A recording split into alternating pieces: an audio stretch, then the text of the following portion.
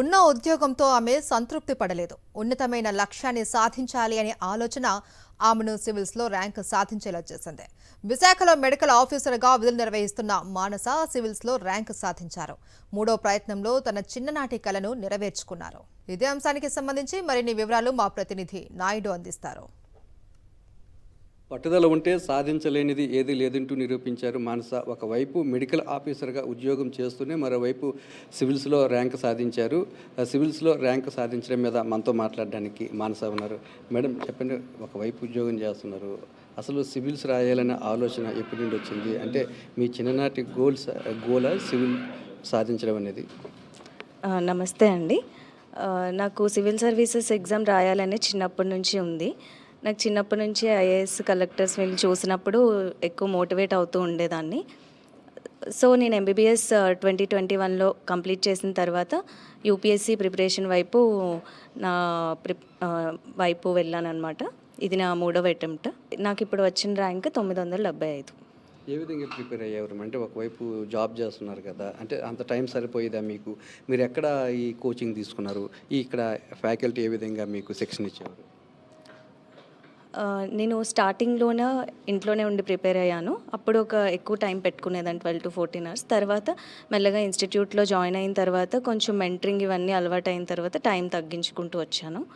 ఇక్కడ నేను వైజాగ్ ఐఏఎస్ అకాడమీలో కోచింగ్ తీసుకున్నాను. వైజాగ్ ఐఏఎస్ అకాడమీలో ఏంటంటే ఇండివిజువల్ మెంటరింగ్, పర్సనలైజ్డ్ మెంటరింగ్ ఉంటుందన్నమాట. సో అది నాకు చాలా హెల్ప్ చేసింది. హెల్త్ సెక్రటరీ అవ్వాలని ఉంది కాబట్టి ఇప్పుడు మళ్ళీ ప్రయత్నం చేసి టాప్ 100లో తెచ్చుకోవడానికి ట్రై చేస్తాను ఈ ఇయర్. అంటే మళ్ళీ ఇంకొకసారి రాస్తారా మేడం? అవునండి, అవును. మళ్ళీ ఇంకోసారి రాద్దామని అనుకుంటున్నాను. అంటే ఎక్స్పెక్ట్ చేశారా మేడం ఈసారి సాధిస్తాను సివిల్స్లో ర్యాంక్ అని? నమ్మకం అయితే కొంచెం ఉంది, కానీ భయం కూడా ఉండేది. ఎందుకంటే చాలామందికి దక్కని ఆపర్చునిటీ కాబట్టి. బట్ ఓకే, ర్యాంక్ వచ్చింది కాబట్టి హ్యాపీగా ఉన్నాను. అంటే లాంగ్వేజ్ ప్రాబ్లం ఏమైనా వచ్చిందా మేడం మీకు? అంటే ఇక్కడ అటువంటి ట్రైనింగ్ ఏమైనా ఇచ్చారంటే ఎలా ప్రిపేర్ అవ్వాలి ఏందనేది? అంటే లాంగ్వేజ్ అనేది ఇష్యూ ఎప్పుడు కాదండి. కాకపోతే మనం ఎంత స్పష్టంగా ఏం చెప్తున్నామని నాకు ముందర నుంచి గైడ్ చేసింది అదే. నువ్వు ఎలా చెప్పినా స్పష్టంగా వాళ్ళకి ఎక్స్ప్లెయిన్ చేయగలిగేటట్టు ఉండాలి. అది ఇంగ్లీష్లో అయినా మిస్టేక్స్ వచ్చినా పర్లేదు, నువ్వు ఏం చెప్దాం అనుకుంటున్నావు వాళ్ళకి కన్వే అవ్వాలని చెప్పారు. సార్ ఈ ర్యాంకు మీ అకాడమీకి రావడం? మాకు గత 2 ఏళ్ళుగా చాలా గ్రూప్ 1 ర్యాంక్స్ వచ్చాయండి. చాలా గ్రూప్ 1 ర్యాంక్స్ వచ్చాయి.